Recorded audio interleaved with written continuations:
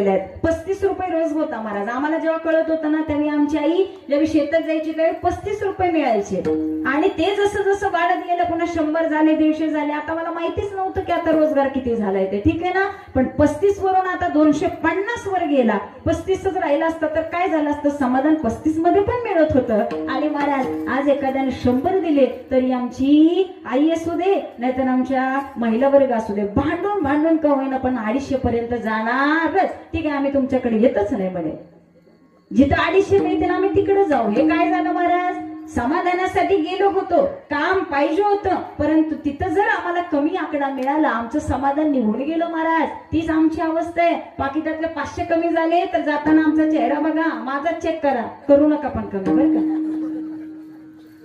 एकदा असं झालं, एका कीर्तनामध्ये गेले होते, कीर्तन असं चालत राहिलं छान सुंदर गेलं. दानावृत्ती विषय आला आणि त्यांचा विषय मांडता मांडता मी चुकून कीर्तनकारांवर आले. एवढा पश्चाताप झाला महाराज, माझ्याच पाकिटातले 1-2 हजार कमी झाले. पाकिट घरी गेल्यावर चेक केलं, फोन सुद्धा माघारी करता आला.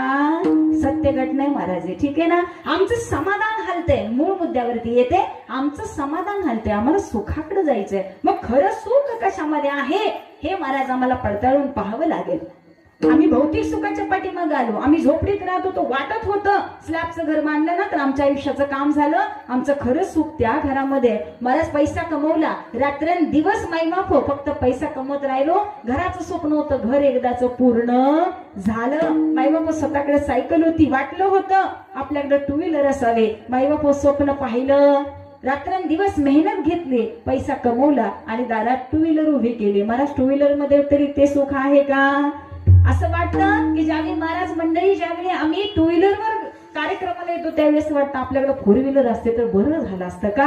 रात्रीचं कुडकुडत जायचं, ते थंडी वाजते, परंतु पर्याय नाही, लोकांना शब्द दिलेले असतात, ठीक आहे ना महाराज. त्यामुळे अपेक्षा वाढत राहते, आमच्या समाधानाची जागा स्थिर राहत नाही. मग त्यावेळेस साधू संत म्हणतात खऱ्या सुखापर्यंत पोहोचायचं असेल, खऱ्या समाधानापर्यंत पोहोचायचं असेल तर मायबाप होती समाधानाची जागा एक फक्त आणि फक्त भगवंताचं नामस्मरण आहे. हे मी सांगत नाही, सदाची